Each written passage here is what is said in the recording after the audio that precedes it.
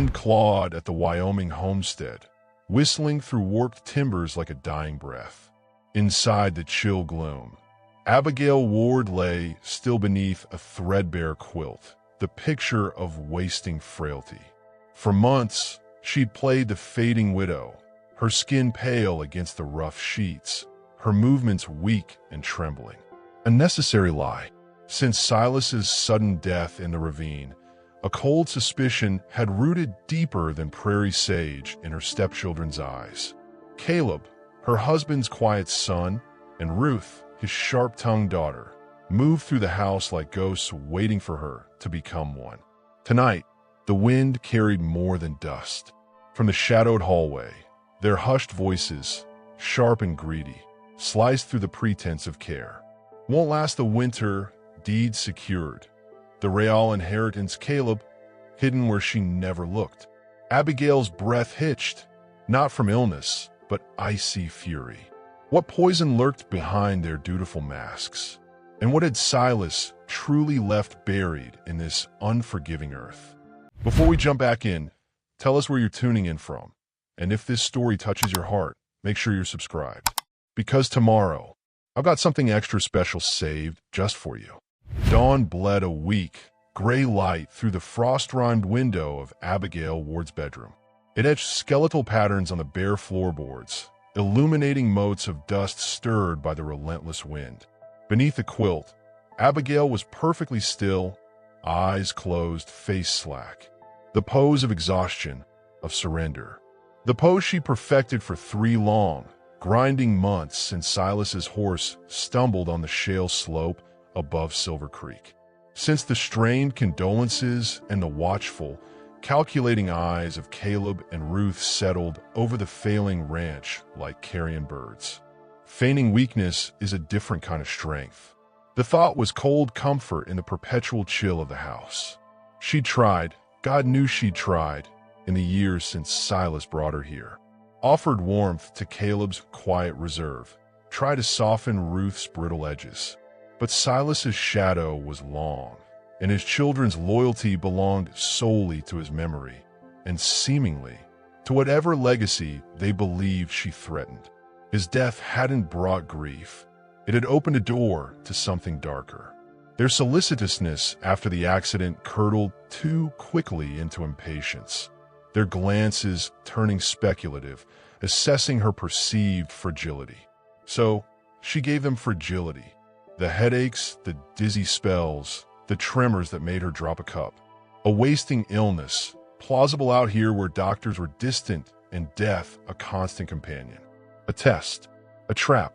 And last night, crouched in the frigid darkness of the hallway, her ear pressed against the rough wood of the study door, she'd heard the trap spring shut. Caleb's low, reluctant murmur, Ruth's voice like shaved ice. Won't last the winter, deed secured. The real inheritance, Caleb, hidden where she never looked.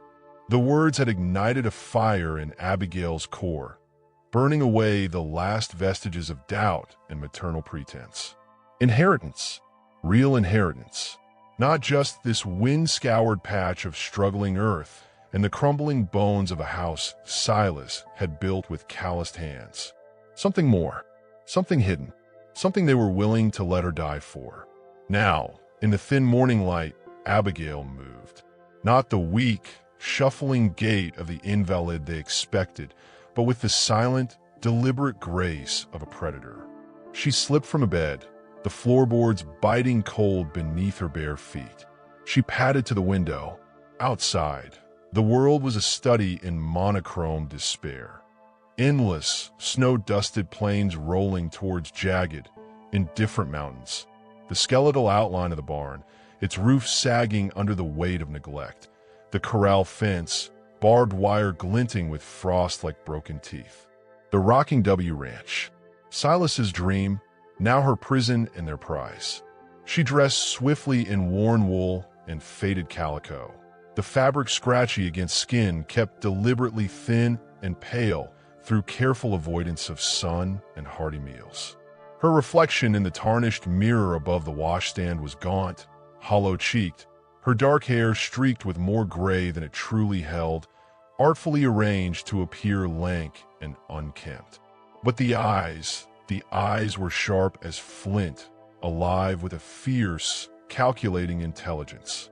Eyes that missed nothing. Downstairs, the air was thick with the smell of wood smoke, weak coffee, and the underlying scent of dust and despair. Abigail paused at the bottom step, listening. The scrape of a chair in the kitchen, the clatter of a tin plate. Ruth's voice, crisp and efficient, carried no warmth. Barely touched the broth yesterday. Won't last a week at this rate. We need to be ready. Caleb's response was muffled, a low rumble.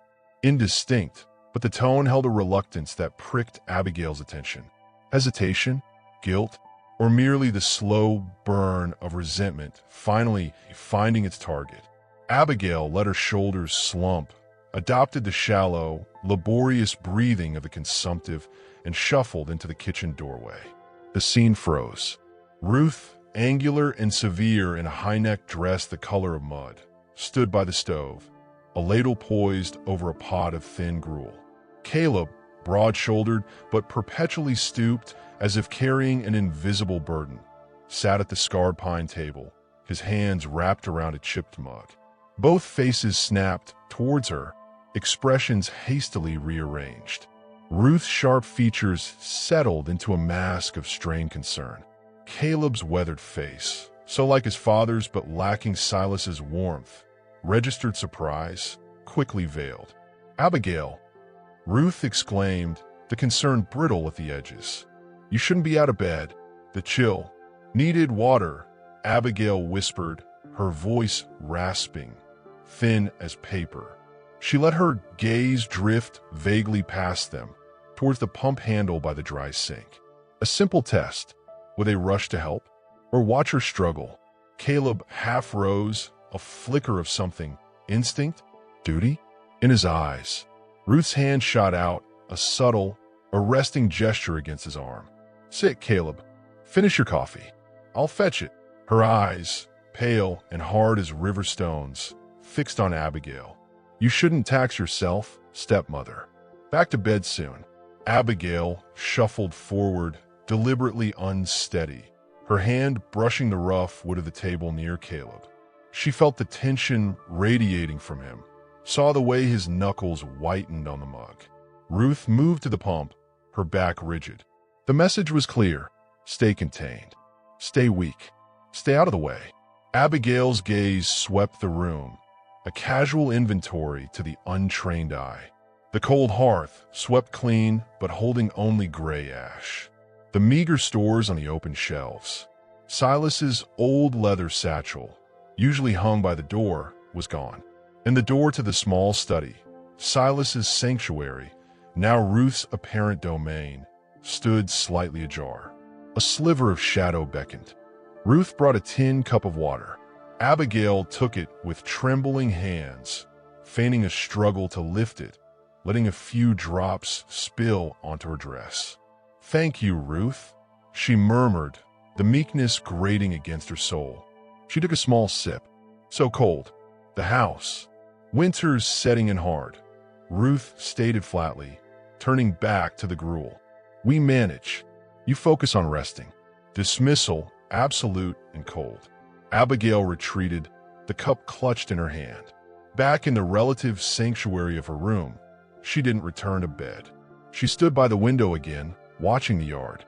Caleb emerged from the house, shoulders hunched against the wind, heading towards the barn. His gait was heavy, burdened. Ruth appeared moments later on the porch, her sharp eyes scanning the horizon, not towards the barn, but down the empty, snow-dusted trail leading towards town. 20 miles of desolation. What was she watching for? Later, when the house fell into its usual midday silence, Caleb wrestling with a frozen water pump near the barn, Ruth presumably in the study. Abigail became a shadow. She moved through the lower rooms, silent as dust motes in a sunbeam. She paused outside the study door, now firmly shut. Leaning close, she heard the faint, rhythmic scrape of metal on wood. Ruth was searching, methodically, purposefully, hidden where she never looked. The phrase echoed. Where? The obvious places, the loose floorboard near Silas's old desk she'd already checked weeks ago, the rafters in the barn.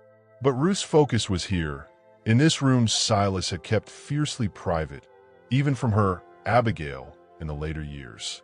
Abigail drifted to the kitchen, her gaze falling on the untouched broth tray from yesterday, still sitting on the sideboard where Ruth had left it. A thought, cold and deliberate, formed. She picked up the tray, carried it back to her room, and placed it prominently on the small table by the window. Untouched, visible, a silent declaration of her fading appetite, her accelerating decline. Let them see it. Let them draw their own conclusions. The afternoon crawled by, marked only by the keening wind and the distant, futile sounds of Caleb's labor. Abigail occupied herself with mending, her fingers deft despite the performance of tremor. Her mind, however, was a whirlwind. Inheritance. What? Silas had poured everything into the ranch, and it was failing. Land deeds? To what? This was their only claim. Unless Silas had found something, paid for something, hidden something valuable. Gold? A vein? A claim jump? The territory was rife with rumors. Silas had been gone more frequently in the year before his death, returning tight-lipped, sometimes carrying small, heavy sacks that disappeared into the study. He'd brushed off her questions with uncharacteristic gruffness. Business, Abigail. Ranch business. But his eyes had held a strange light, a mix of excitement and fear. As dusk painted the sky in bruised purples and grays, Abigail ventured downstairs again. The untouched tray had been removed. Ruth was setting the table for a sparse supper, beans, hardtack. Her expression was unreadable, but her movements were sharp, precise. Caleb slumped in his chair, staring into the weak fire struggling in the hearth. The air crackled with unspoken tension. "Stepmother," Ruth said without looking up, "you should eat. Build your strength." The words were rote, devoid of conviction. Abigail sank into her usual chair with a soft sigh, letting her head droop slightly. "Not hungry, Ruth, just weary." She reached for the water pitcher, her hand trembling violently, a performance honed to perfection. The pitcher slipped. Not much, just a slosh of icy water onto the table near Caleb's plate. He jumped, startled. "Easy now," he muttered, mopping at the spill with his sleeve. His eyes met Abigail's for a fleeting second. In that instant, she saw it. Not anger, not irritation, but a flicker of raw, hunted fear. It vanished as quickly as it appeared, replaced by his usual stoic gloom, but struck Abigail like a physical blow. Fear? Of her? Or something else? Of Ruth? Or of the consequences of their plan? Clumsy, Ruth observed coolly, placing a plate in front of Abigail. The beans looked thin, greasy. "Careful, Caleb. Don't let her overtax herself." The subtext was clear. Don't encourage her presence. Don't engage. Supper passed in near silence, broken only by the howl of the wind and the scrape of utensils. Abigail pushed the beans around her plate, taking tiny, unconvincing mouthfuls. She watched them. Caleb ate mechanically, his eyes downcast. Ruth ate with a bird-like precision, her gaze constantly flicking towards the boarded-up window, as if expecting a visitor through the blizzard that was surely brewing outside. The untouched tray upstairs felt like a ticking clock. Later, Abigail lay in the darkness, listening. The house settled into its nightly groans, the wind finding new crevices to exploit, the timbers contracting in the deepening cold. Below, she heard the study door open and close softly. Ruth's footsteps, light and deliberate, crossed the hall towards her own room. Silence. Then, heavier footsteps, Caleb, moving toward the back door. A pause, the soft creak of the door opening, then closing. He was going outside. In this cold, this dark, curiosity warred with caution. Abigail slid from the bed, wrapping a shawl around her shoulders. She crept to her window, peering through a gap in the frost. The moon, obscured by scudding clouds, offered only glimpses. Caleb stood on the back porch, a dark silhouette against the snow. He wasn't heading to the outhouse or the barn. He stood rigid, facing the vast emptiness beyond the corral, towards the dark bulk of the hills where Silas had died. He lifted his face to the wind, a posture of utter desolation. Then he raised his hand slightly, not in prayer. It looked like warding something off, appealing to the darkness. Abigail strained her eyes. Was there movement out there beyond the fence line? Or was it just the wind whipping the snow into phantom shapes? He stood like that for long, frozen minutes.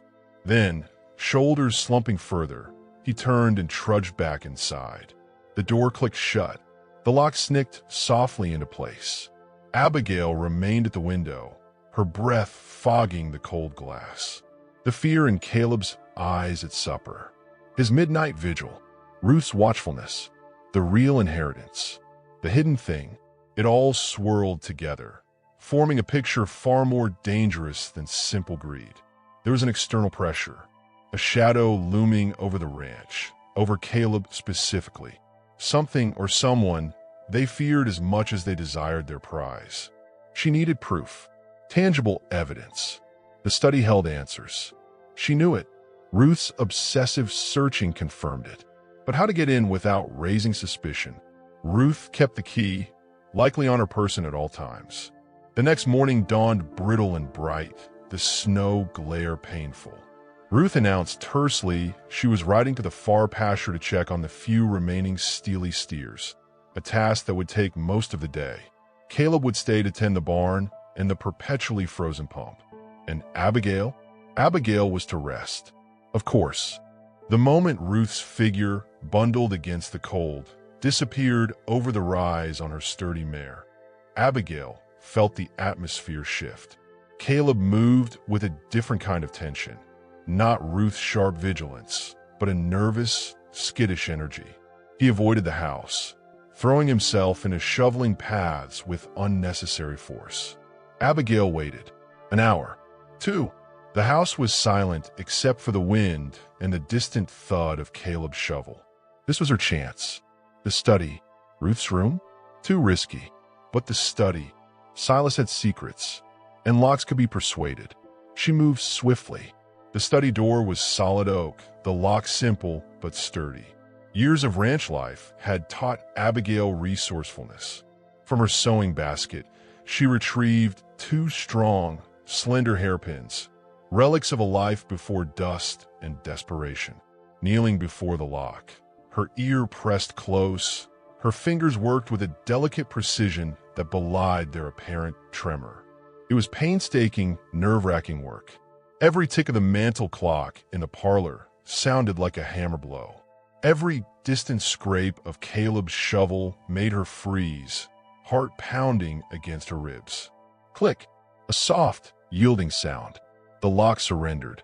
Abigail pushed the door open just enough to slip inside, closing it silently behind her.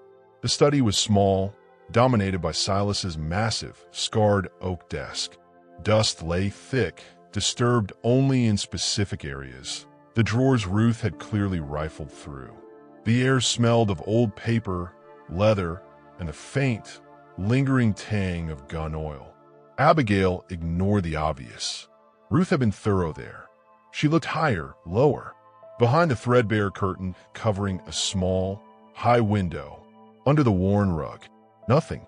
Her gaze fell on the desk itself, specifically on the knee-hole beneath the writing surface. Not a drawer, just an open space. She crouched, running her fingers along the smooth, worn wood inside. Nothing.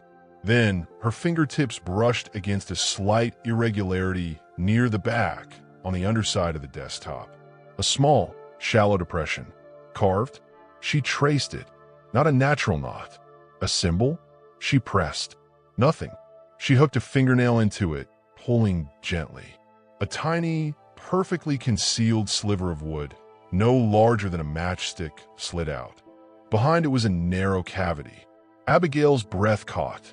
She reached in, her fingers closing around something cold and smooth. She drew it out, Not a deed, not gold, not papers. It was a knife, a bone-handled Bowie knife, the blade honed to a wicked edge, gleaming dully in the weak light filtering through the curtain. It felt heavy, lethal in her hand, but it was the handle that froze her blood.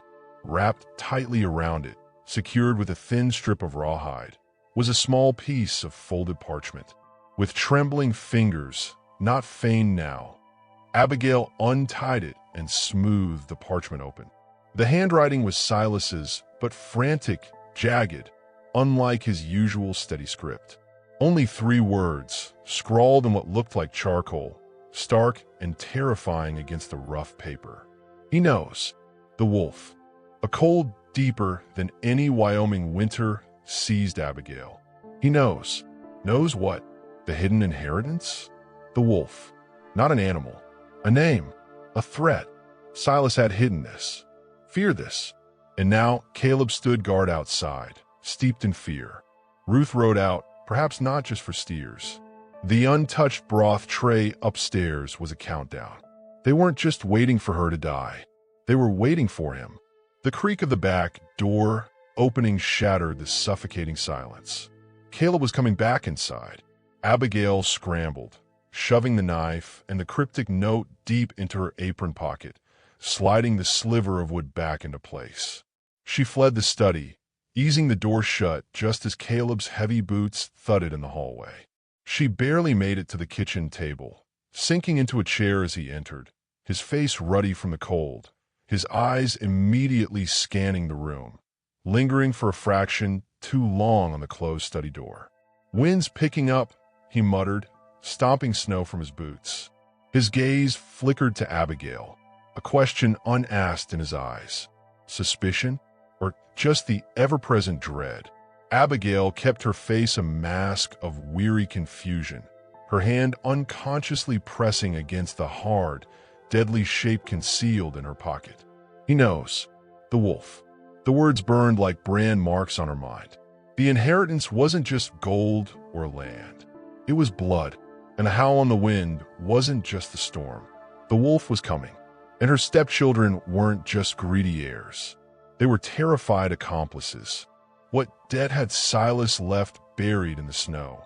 And who was coming to collect it from them all? The bone handle of the knife, pressed cold and accusing against Abigail's thigh through the thin fabric of her apron pocket. Caleb's heavy tread faded towards the kitchen, leaving the hallway thick with the silence of unsaid things. He knows. The wolf. Silas's frantic warning echoed in her skull, a counterpoint to the howling wind outside. The frail widow mask felt suddenly suffocating, a thin veneer over a chasm of fear and betrayal. Silas hadn't just left a failing ranch. He'd left a landmine. And her stepchildren weren't just waiting to inherit. They were waiting for the explosion. She forced her breathing into the shallow, uneven rhythm of illness, shuffling back towards the kitchen. Caleb stood by the cold stove, staring into the empty firebox, his broad shoulders rigid. He didn't turn. The air crackled with his unspoken tension, a palpable dread that smelled like gunpowder and cold sweat. Wind fierce, Abigail murmured, leaning heavily against the doorframe, a performance honed to instinct now. Sounds like wolves. Caleb flinched, a minute involuntary tightening of his jaw. He turned slowly, his eyes skittering away from hers, landing on the snow-lashed window. Just the wind, he muttered, the words thick. Always sounds worse inside. He rubbed a hand over his face, the gesture weary, hunted. Storm set in improper. Ruth will have a hard ride back. Is that concern? Or worry she won't make it back in time? Abigail watched him, the fear she'd glimpsed at supper now a constant shadow in his eyes. It wasn't directed at her, not primarily. It was aimed outward, towards the vast, white emptiness pressing against the flimsy walls of the house. Towards him, the wolf. She's strong, Abigail offered, feigning a weak cough. Ruth. Caleb's laugh was a short, harsh bark, devoid of humor. Yeah, strong. He finally met her gaze, his own bleak. strong enough for what's coming. He caught himself, his expression closing like a slammed door. Need to check the barn latch. He shouldered past her, the brief contact sending a jolt of cold through her, and vanished into the storm's gray maw. Alone, Abigail sagged against the wall, the knife's weight a grounding terror. Silas's secrets weren't just hidden gold or deeds. They were sharp, lethal, and tied to a name that struck fear into Caleb's bones. What did you do, Silas? What did you leave unpaid? The day crawled, measured by the deepening snowdrifts against the windows and the relentless scream of the wind. Abigail maintained her charade, moving slowly, eating little of the thin stew Caleb left simmering. She watched him. Through the kitchen window, she saw him venture out repeatedly, not to the barn, but to the edge of the porch, scanning the trail Ruth had taken, then turning his gaze towards the hills, the direction Silas had died. His vigilance wasn't just about the weather.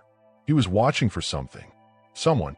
Once, when he returned, stomping snow from his boots, she caught him muttering under his breath, "Can't wait forever, gotta move," before he noticed her and fell silent, his face flushing with something like shame. Ruth returned near dusk, her horse lathered and blowing, her face raw from the wind, her expression granite. She swept into the kitchen like an ice storm, her sharp eyes immediately taking inventory. Abigail huddled weakly by the meager fire, Caleb stirring the stew with unnecessary vigor. "Steers are holding," she announced, stripping off her gloves. Her gaze flicked to Abigail. "Still with us, stepmother?" The question was edged, probing. Abigail offered a feeble nod, a tremor in her hand as she reached for her shawl. "Just cold, Ruth." Ruth's lips thinned.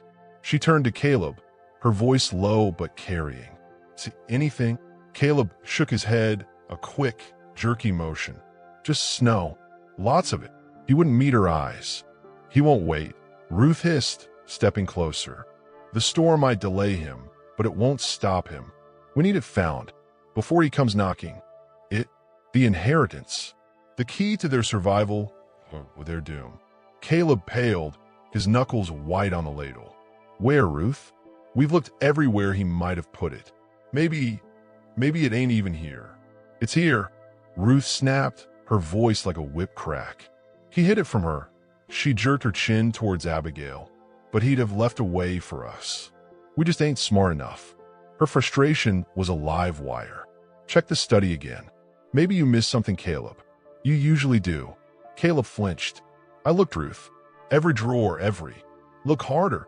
Ruth cut him off, her control slipping for a fraction of a second, revealing the raw panic beneath the iron. "Or do you want to explain to him why we ain't got it?" The unspoken name, the wolf, hung in the frigid air between them, heavier than the snow piling on the roof. Caleb looked sick. He turned back to the stew, his shoulders slumped in defeat. Abigail kept her gaze downcast, her mind racing. He, the wolf, a collector, a man Ruth feared confronting empty-handed. What could Silas have hidden that was worth such terror? And how deeply were his children entangled? Later, huddled in her room, the bone-handled knife cold in her lap beneath the quilt, Abigail dissected the encounter. Ruth's desperation, Caleb's abject fear, their fractured alliance, Ruth driving, Caleb braking. They weren't partners. Ruth was cracking a whip over a terrified mule. And the target wasn't just her, Abigail. It was this looming wolf. She needed leverage, understanding. The study had yielded one secret. Perhaps the barn, Silas's other sanctuary, held another.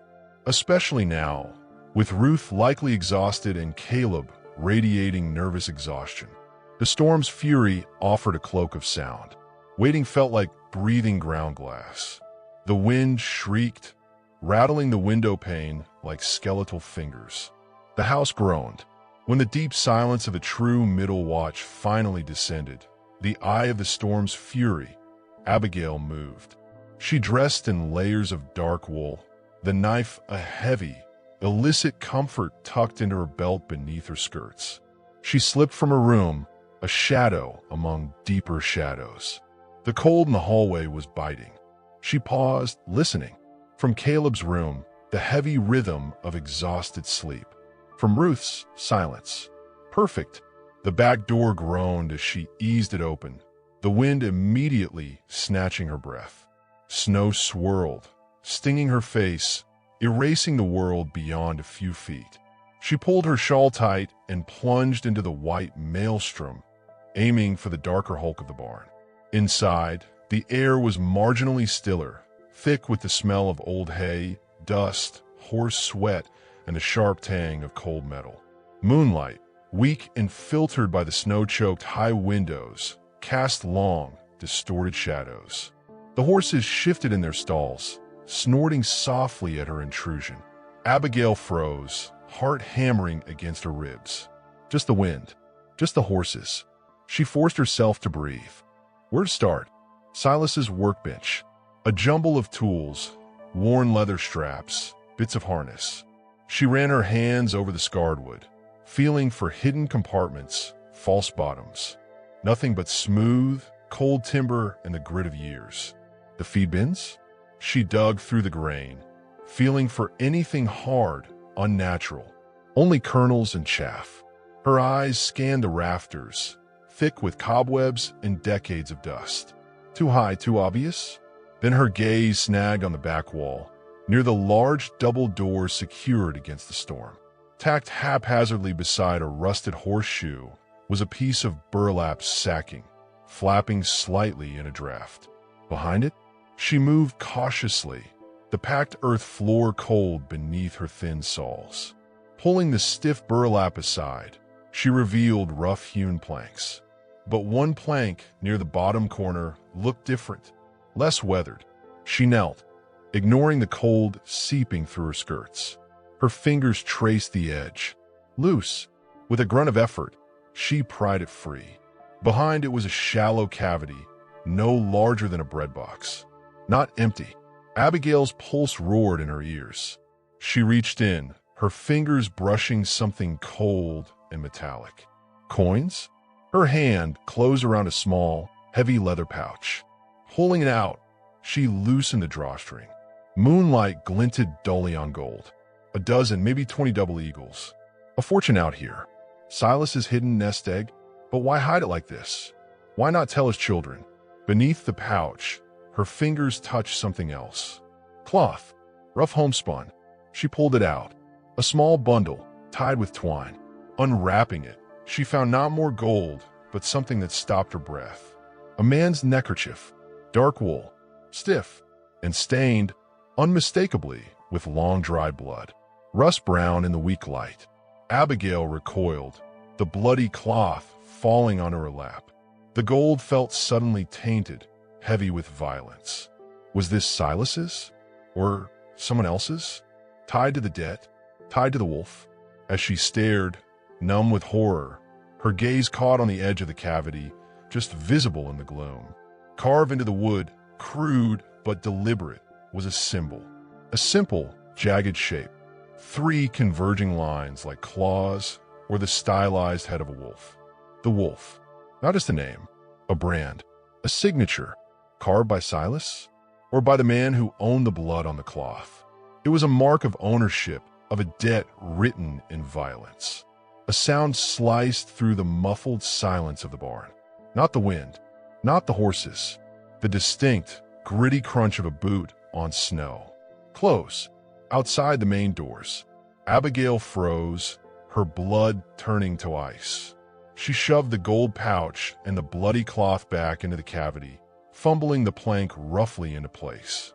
She scrambled back, pulling the burlap sack over the spot, her breath coming in ragged, silent gasps. The knife handle dug into her hip. Cold comfort.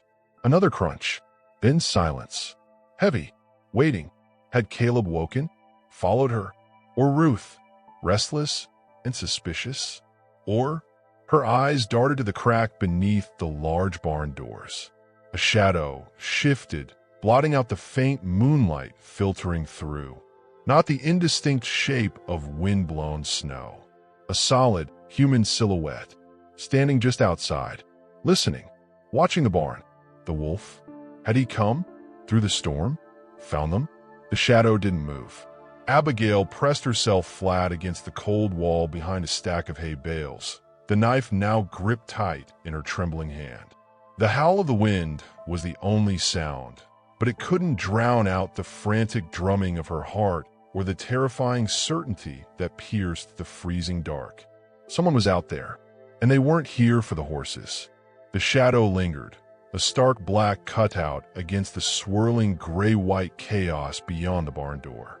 Abigail pressed herself deeper into the meager shelter of the hay bales, the rough stalks pricking through her woolen layers. The bone-handled knife was slick in her sweaty grip, its weight both terrifying and strangely anchoring. Every ragged breath felt like a shout in the suffocating silence. The wolf? Had he tracked the storm, or simply known where to wait? Seconds stretched into an eternity. The wind howled its mournful dirge. The horses shifted, uneasy. Then the shadow moved, not towards the door latch, but sideways, slowly, deliberately along the length of the barn wall. Scrutinizing, Abigail tracked its progress by the blotting out of the weak, snow-filtered moonlight seeping under the door. It paused near the back corner, near the hidden cavity. Her heart hammered against her ribs like a trapped bird. Did he know? Then, the crunch of boots on snow again, receding this time, moving away from the barn, fading into the storm's roar. Relief washed over her, cold and weak, leaving her trembling. Not discovery, not yet, but confirmation. Someone was out there, watching, waiting, and they knew the ranch intimately enough to check the barn in a blizzard. She waited long minutes, until the silence beneath the wind felt absolute. Only then did she risk moving, limbs stiff with cold and fear. She scrambled to her feet, shoving the knife back in her belt. The gold pouch and the blood-stained cloth felt like burning coals against her skin, where she'd hastily stuffed them inside her dress. Silas's legacy wasn't just dead. It was violence, hidden away like the coins. And that crude wolf carving, a mark of ownership, a promise of return. Slipping back to the house was a nightmare journey through the whiteout. The wind clawed at her, the snow stung her eyes, and every shadow seemed to writhe with menace. She entered through the back door like a ghost, shedding snow and terror onto the worn boards. The house was silent, heavy with sleep or watchfulness. She crept back to her room, the stolen secrets a crushing weight. Hiding them was instinctive, deep within her meager closed chest, beneath folded linens that smelled faintly of dust and lavender. The knife stayed with her, tucked beneath her pillow. Sleep was impossible. The image of the shadow, the feel of the stiff, dark-stained cloth, Silas's frantic warning. He knows. The wolf. It all churned in her mind like dirty snowmelt. Dawn broke, gray and exhausted. The storm had passed, leaving a world encased in thick, pristine white, eerily silent. Abigail resumed her role, shuffling into the kitchen, her face a careful mask of pallid weakness. The untouched supper tray she'd left conspicuously in her room yesterday was gone. Ruth was already at the stove, back rigid. Caleb stood at the window, staring out at the blanketed yard, his posture tense as a coiled spring. "Morning, stepmother," Ruth said without turning. Her voice was flat, stripped of even the pretense of warmth. "Storm's past. We'll need to dig out." Abigail murmured something vague, sinking into her chair. Her eyes, seemingly unfocused, tracked Caleb. He wasn't looking at the drifts needing shoveling. He was scanning the perimeter, the trail leading out, the distant hills. His gaze lingered on the barn, a flicker of unease crossing his face. He knows someone was out there, or suspected. "See anything unusual, Caleb?" Ruth asked, her tone deceptively casual as she poured weak coffee. She finally turned, her sharp eyes pinning him. Caleb jumped, tearing his gaze from the window. "Unusual? Just snow. Lots of it." He took the mug she offered, avoiding her eyes. "Need to check the stock. See if they weathered it." After, Ruth commanded, setting a bowl of thin oatmeal before Abigail. The study first. I want every inch gone over. Again, her gaze swept to Abigail, assessing, probing. Unless stepmother needs immediate tending, the challenge hung in the air. Abigail kept her eyes down, stirring the gluey oats with a trembling hand. Just tire, Ruth. The wind kept me awake. She let her spoon clatter weakly against the bowl. A small rebellion. A test. Ruth's lips thinned. She didn't push, but the dismissal was colder than the air outside. See to the study, Caleb. Now. Caleb flinched, his shoulders slumping. He trudged out of the kitchen like a man heading to the gallows. Abigail watched him go, then let her gaze drift, seemingly aimless, towards the hallway leading to the study. She'd left nothing obvious, but the feeling that something had been disturbed. That was her planted seed. Later, pretending to doze by the meager parlor fire, Abigail listened. The sound from the study were not of careful searching, but of frustration. Drawers slammed, a muttered curse from Caleb. Then Ruth's voice, sharp and low, carrying through the thin walls. Told you, it has to be here. He wouldn't have just left us with nothing but him breathing down our necks. Maybe he did. Caleb's voice, strained, almost a whimper. Maybe there's nothing, Ruth. Maybe we were fools to think. Fools! Ruth's hiss was venomous. We weren't fools when we helped him hide the damn stuff. We weren't fools when we kept quiet about how he really got it. We're only fools if we don't find it before he does. You know what happens then? You remember Jessup. A heavy silence followed, thick with dread. Abigail's blood ran cold. Help him hide it. Kept quiet. Jessup. Silas hadn't just been in debt. He'd been involved in something criminal, something violent enough to kill for. And Caleb and Ruth weren't just hopeful heirs. They were accomplices. Jessup. A name. A consequence. I remember, Caleb whispered, his voice thick with horror. But Ruth, we can't. Maybe we should just run. Take what we have and run. Ruth's laugh was brittle, terrifying. Where? He'd find us. Like he found Pa. That gold is our only bargaining chip. Our only chance to make him go away. Find it. Or do you want to end up like Pa? Or worse, like her? The implication hung, foul and heavy. Abigail, the inconvenient widow, already marked for removal. The argument subsided into tense murmurs Abigail couldn't catch. But the damage was done. The picture was horrifyingly clear. Silas had stolen or cheated to get that gold, likely from this wolf. Caleb and Ruth knew. They helped hide it. And Silas's death, Abigail's breath caught. Was the ravine truly an accident? Or had the wolf already collected part of his debt? Driven by a new, icy resolve, Abigail waited for her moment. When Ruth, radiating furious energy, bundled up to inspect the storm damage to the far fence line, and Caleb retreated to the barn, head down, shoulders bowed under the weight of his terror and guilt, Abigail slipped back into Silas's study. It was a shambles. Ruth and Caleb had torn it apart in their desperation. Drawers hung open, contents spilled, books lay strewn. The rug was askew. Ignoring the chaos, Abigail went straight for the heavy oak desk. Not the knee hole this time. The drawers themselves. They'd been rifled, but perhaps something wedged, overlooked. She ran her fingers along the undersides of the drawers, feeling for papers taped, for hidden linings. Nothing. Then the last drawer, the deepest one, sticking slightly. She wrestled it open. Empty, save for dust and a few broken pencil leads. Disappointment bit deep. She started to push it shut when her knuckle scraped against something rough on the underside of the drawer above. Not smooth wood. Paper? Heart pounding, she pulled the drawer above completely out. Taped to its underside, hidden from casual view, was a small, folded sheet of paper, yellowed and brittle. Carefully, she peeled it loose. It wasn't a deed or a map. It was a page torn from a ledger, or perhaps a journal. Water-stained, the ink blurred in places, but the frantic jagged handwriting was unmistakably Silas's. October 12th.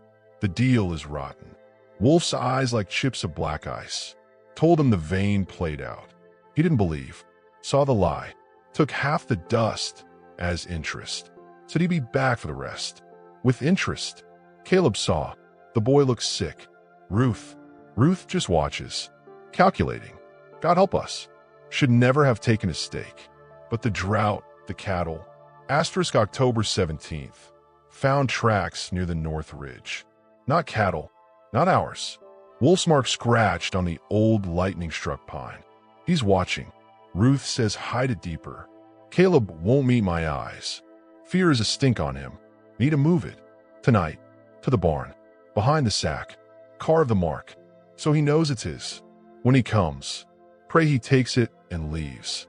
Pray he doesn't ask about Jessup. October 19th. Can't sleep. Every sound the wind? Or him? Ruth says we need to be ready. Ready for what? To hand it over? Or? Caleb mutters about the ravine trail being icy. His eyes. God, his eyes. What have I dragged them into? What have I done? The entries stopped. Silas had died on the ravine trail 3 days later. Icy trail. Caleb mutters. His eyes. Abigail stared at the damning words, the paper trembling in her hand. Silas hadn't just feared the wolf. He'd feared his own children. Their knowledge. Their complicity. Their readiness. The ravine hadn't been an accident. It had been a culmination. A payment extracted. And Caleb and Ruth, they had known. They had been part of it. Partners in hiding stolen gold, witnesses to threats, and perhaps participants in their father's death. A floorboard creaked in the hallway. Abigail froze, the journal page crumpling in her fist. She shoved it deep into her pocket, next to the cold bone handle of a knife. She snatched the empty drawer, fumbling it back into the desk just as the study door swung open. Ruth stood there, snow dusting her shoulders, her face flushed from cold and exertion. But her eyes were like shards of flint, scanning the ransacked room, then locking onto Abigail, caught red-handed by the disturbed desk. "Stepmother," Ruth said, her voice dangerously soft. The word dripped with icy venom. Her hand rested lightly on the butt of the revolver holstered at her hip. Feeling exploratory today, the frozen silence stretched, brittle as thin ice. Ruth's finger tightened on the revolver grip. Abigail's hand, hidden in her pocket, closed around the bone knife. How much did Ruth know? How much had she seen?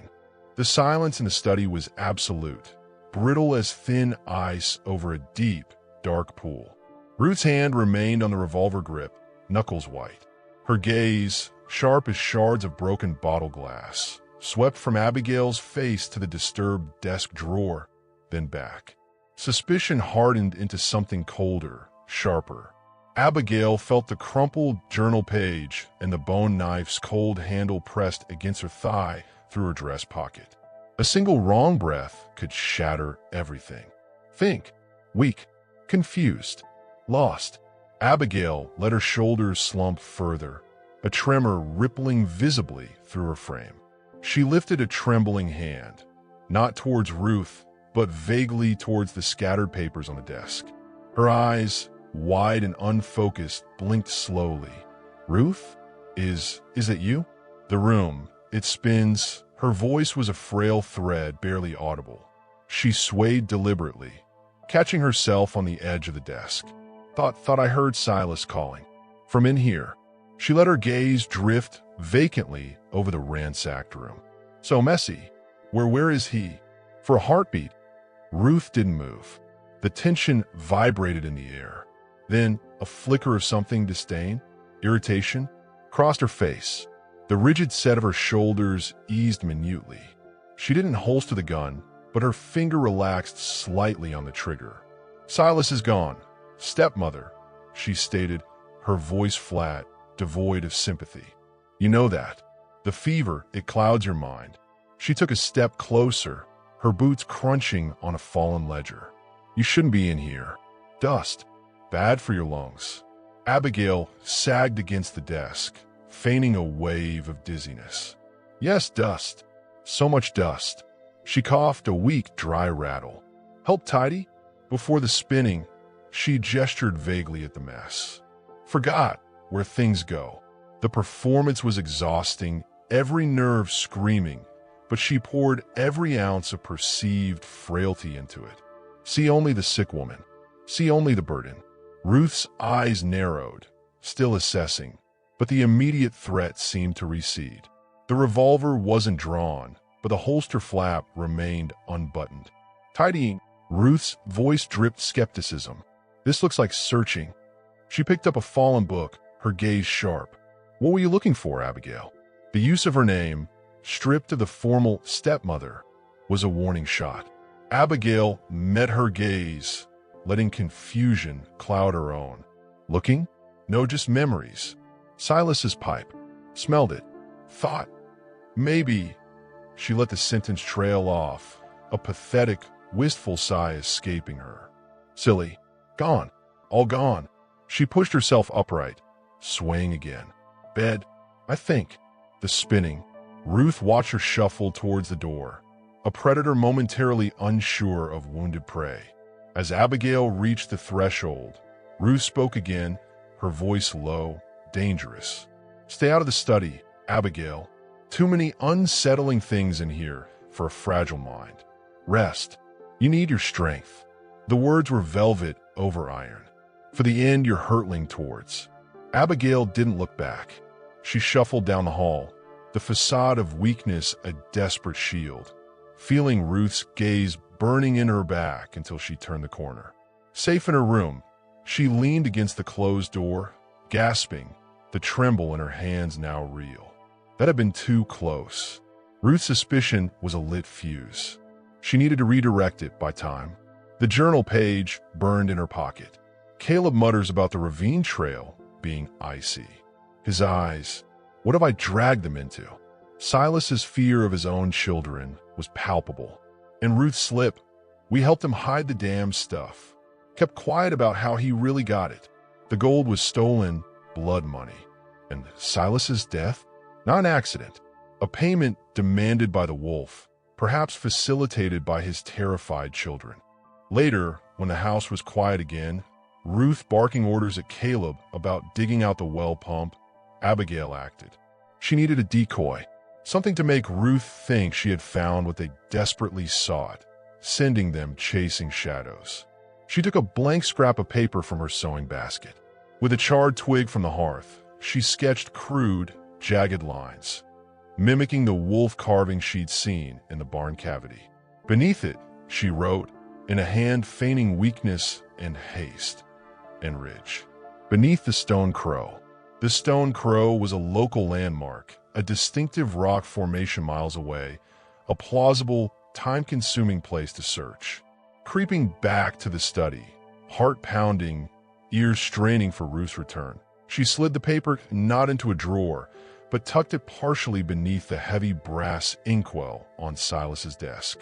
Visible enough to be found during another frantic search, but looking like it might have slipped there unnoticed. A poisoned breadcrumb. The rest of the day crawled. Abigail kept to her room, ostensibly resting, listening. The tension in the house was a living thing, thick and suffocating. Caleb's movements were jerky, nervous. He jumped at the sound of a log settling in the hearth. He avoided Ruth's gaze, his face pale and strained. Ruth, conversely, moved with a furious, contained energy. Her eyes constantly scanned the windows, the yard, the horizon. The pristine snow outside seemed to mock them, a blank page waiting for a bloody signature.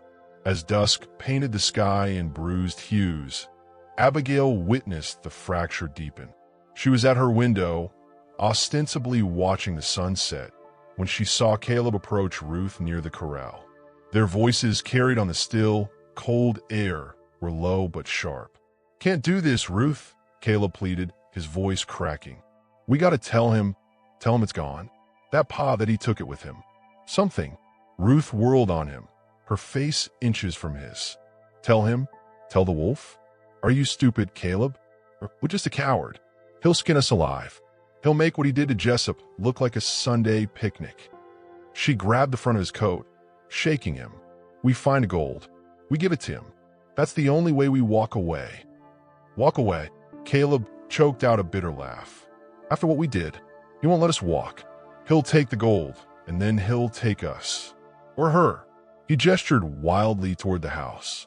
It's over, Ruth. We're trapped. We're trapped because you're weak. Ruth shoved him hard. He stumbled back in the snow. You should have pushed harder. Made sure he didn't get up in that ravine. But you hesitated, like you always hesitate. The accusation hung in the freezing air, stark and damning. You should have pushed harder. Caleb stared at her, horror dawning on his face, mixed with a dawning, sickening guilt. He turned without a word and stumbled towards the barn, his shoulders heaving. Ruth watched him go, her expression not angry, but coldly calculating, like a rancher assessing a lame steer. Made sure he didn't get up. Abigail's blood turned to slush. Caleb's presence at the ravine, his guilt, his fear, it wasn't just witnessing, it was participation. Silas hadn't just fallen. He'd been helped towards his death. By his son, with his daughter's approval. That night, the cold seemed deeper, more penetrating.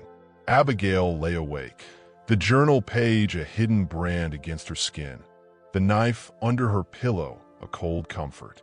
The weight of the secrets, the stolen gold, the bloodstained cloth, Silas's murder pressed down on her chest. She needed air, needed to think beyond the suffocating walls of deceit and dread. Wrapping herself in a dark shawl, she slipped silently from her room.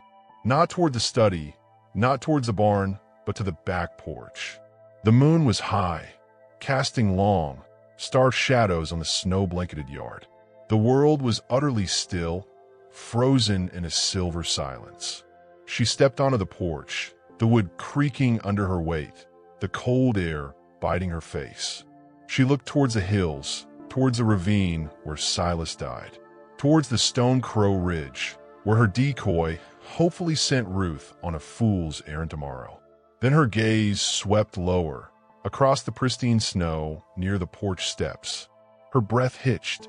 There, stark against the moonlit white, were fresh tracks. Not Caleb's heavy boot prints, not Ruth's smaller, sharper ones. These were different. The stride was long, purposeful.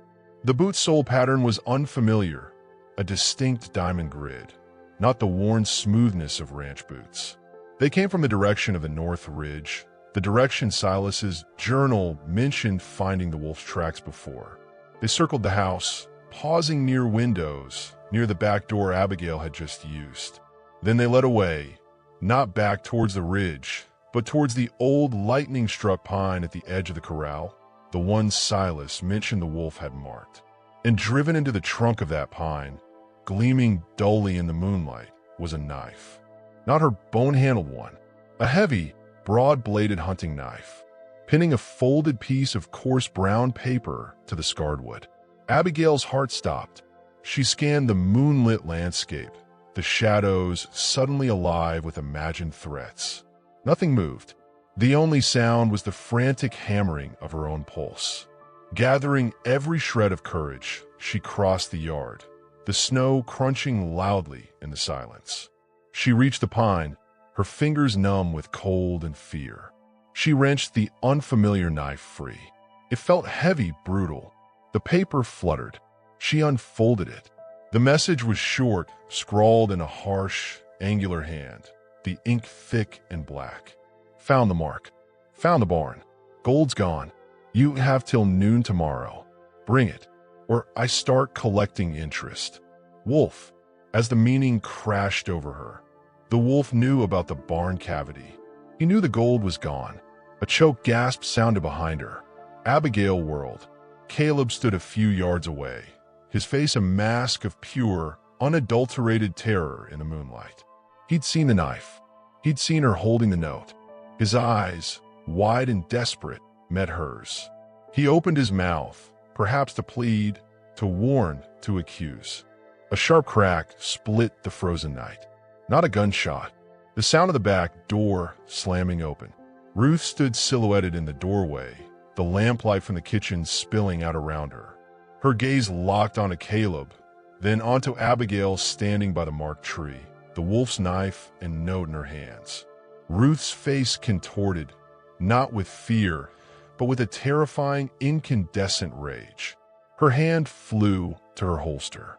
"Caleb, what have you done?" Ruth screamed, the raw fury in her voice shattering the silence like glass. The revolver cleared leather, glinting coldly in the moonlight, its barrel swinging wildly between her terrified brother and Abigail, caught holding the wolf's ultimatum. The silence shattered. Ruth's scream, raw, furious, hung in the frozen air like gun smoke. The revolver in her hand was a stark, deadly extension of her rage, its barrel jerking between Caleb's petrified form and Abigail, caught frozen by the lightning-struck pine, the wolf's brutal knife and damning note clutched in her numb hands. Moonlight glinted coldly on the steel. Caleb flinched as if struck, his hands rising in a feeble, instinctive warding gesture. Ruth, I didn't." "Shut up." Ruth's voice cracked like ice. Her eyes, wide and wild, burned into Abigail. "What did you do, you meddling crone? What did you take?" The accusation wasn't just about the note. It was about everything. The gold, their secrets, their fragile, crumbling shield against the wolf. Abigail's mind raced, faster than her thundering heart.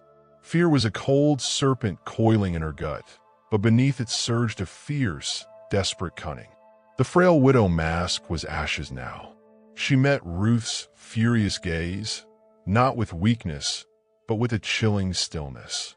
Her voice, when it came, was low, steady, cutting through the frigid tension. "I took nothing that wasn't Silas's burden to bear." She held up the wolf's note, letting the crude letters catch the moonlight. "He knows, Ruth. He knows the gold is gone, and he's coming." At noon, she deliberately shifted her gaze to Caleb, his face a mask of abject terror. "He's coming for his interest." Caleb moaned, a low, animal sound of despair. "We're dead. We're all dead. Because of her." Ruth shrieked, the revolver steadying, centering on Abigail. Poking around, snooping. "You sick, deceitful. Deceitful." Abigail's laugh was a dry, brittle scrape. "You speak to me of deceit, Ruth." She took a deliberate step forward, away from the tree, towards the porch light spilling over Ruth. The wolf's knife felt heavy and alien in her hand, but she kept it lowered, hidden against her skirts. "I heard you. Last night, by the corral." She paused, letting the memory hang. "You should have pushed harder. That's what you said to him, Ruth. About Silas. About the ravine." Caleb's eyes squeezed shut. A strangled sob escaped him. Ruth's face went deathly pale, then flushed crimson. The revolver trembled, but didn't waver from Abigail. "Lies. Fever dreams. Are they?" Abigail pressed, her voice gaining strength, fueled by the horror of Silas's journal, the bloody cloth, the bone-handled knife pressing against her own leg. "Silas knew he was afraid of you. Both of you." He wrote it down. Caleb mutters about the ravine trail being icy. His eyes, what have I dragged them into? She saw the word strike Caleb like physical blows. He feared the wolf, yes, but he feared his own children more. Because he knew, you helped hide the gold he stole. And when the wolf demanded payment, Abigail took another step, closing the distance slightly. "You paid him with your father's life." "No," Caleb gasped, doubling over as if gut punched. "I didn't. He slipped. He was going to tell the wolf where it was." Ruth said, "We had to stop him." The confession tumbled out, raw and broken. "I was there. I saw him slip, and I didn't grab him." He looked at Ruth, his eyes pleading, accusing. "You said it was the only way. You said he'd get us all killed." Ruth's face contorted, not with remorse, but with fury at his weakness, his betrayal. "You sniveling coward. You let him fall. You wanted him gone as much as I did. He was weak. He brought this on us." She swung the revolver towards Caleb. "And now you'll get us killed with your blubbering." The shift was instantaneous. Ruth's focus, her lethal intent, swung away from Abigail, centering on the immediate threat, her brother's unraveling confession. Abigail saw her chance, brief as a spark in tinder. "He's not coming for the gold first, Ruth," Abigail stated, her voice cutting through the siblings' venom. She held up the wolf's knife, the one that pinned the note. Its brutal edge gleamed. "He's coming for you, both of you. Jessup's interest, Silas's interest. He collects in blood. The gold just buys a cleaner death, maybe." She let the implication hang. "He knows you killed Silas. He probably knew before it happened. He's been watching, like he watched last night at the barn." Caleb whimpered. Ruth's knuckles were bone white on the revolver grip, her eyes darting between Abigail and Caleb, the enormity of their entrapment finally dawning with chilling clarity. The wolf wasn't just a creditor. He was an executioner, and they'd handed him the axe. A sound cut through the tense silence. Not close, distant, the high, lonely cry of a coyote, or the deliberate, carrying whinny of a horse. From the direction of the north ridge, all three froze. Ruth's head snapped up, scanning the moonlit horizon. Caleb stiffened, his breath catching in a ragged gasp. Abigail felt the cold seep deeper into her bones. "He's early. He's here," Caleb whispered, the words barely audible, thick with terror. Ruth's eyes, wide with primal fear now, snapped back to Abigail. The calculating fury was momentarily replaced by raw panic. "The gold. Where is it? You took it. Give it to me. Maybe I can bargain." The revolver swung back, unsteady, towards Abigail. Abigail didn't flinch. She met Ruth's desperate gaze. The frail widow was gone.